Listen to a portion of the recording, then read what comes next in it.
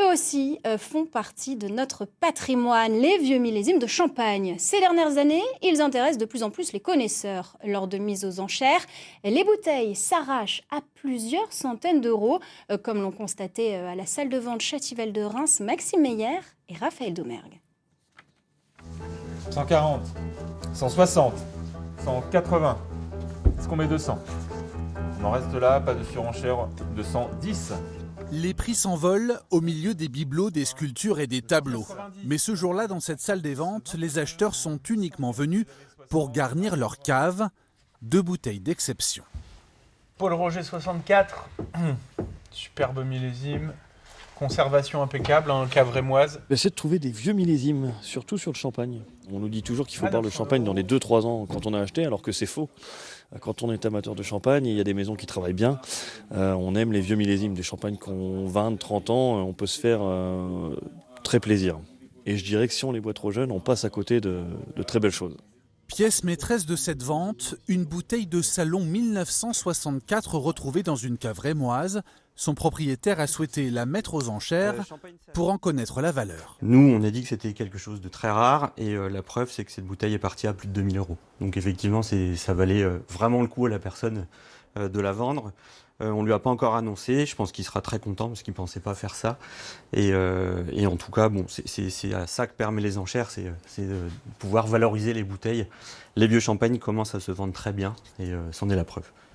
Paul Roger 64, Krug 81, cela fait une dizaine d'années que cette salle des ventes réunit des millésimes de champagne anciens avec un succès qui ne se dément pas. Si on prend une bouteille qu'on vendait il y a une dizaine d'années dans les 100-150 €, maintenant on serait plus autour des 250-300. Il y a vraiment une nouvelle tendance de fond ou d'amateurs éclairés ou même de sommeliers, etc. Qui aiment proposer à leur clientèle des vieux champagnes, puisque effectivement c'est autre chose. Il ne faut pas prendre le champagne qui a 20 ou 30 ans comme ce qu'on peut déguster actuellement. Donc c'est une vraie nouvelle tendance avec des nouveaux clients qui viennent acheter ça. Parmi ses clients, les grands restaurants rémois sont bien sûr en première ligne. Antoine Deveau est sommelier. Il compte dans sa cave plus de 300 références millésimées, dont certaines très anciennes. Champagne Palmer, blanc de blanc, 1985. On est descendu jusqu'à des magnums de 55. On a fait 64, 76, 78, et puis on remonte maintenant jusqu'à 2018, mais on a beaucoup d'amateurs de vieux millésimes.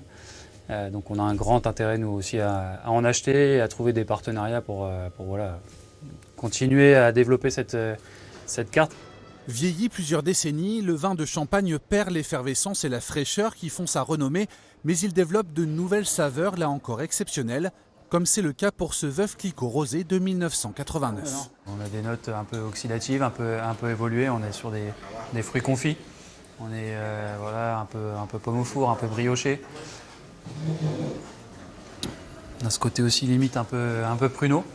Donc voilà, aujourd'hui nous on le propose en accord mets vin avec le riz de veau, qui est le plat signature du chef à la Grande Georgette. Et ça marche vraiment bien. Nous c'est ce qu'on recherche parce qu'on est sur de la gastronomie. Là on est vraiment sur un vin de gastronomie. Contrairement aux habitudes et aux idées reçues, les grands vins de Champagne ne se limitent donc plus au moment festif. Ils trouvent désormais toute leur place sur les grandes tables, comme des grands crus, tout simplement.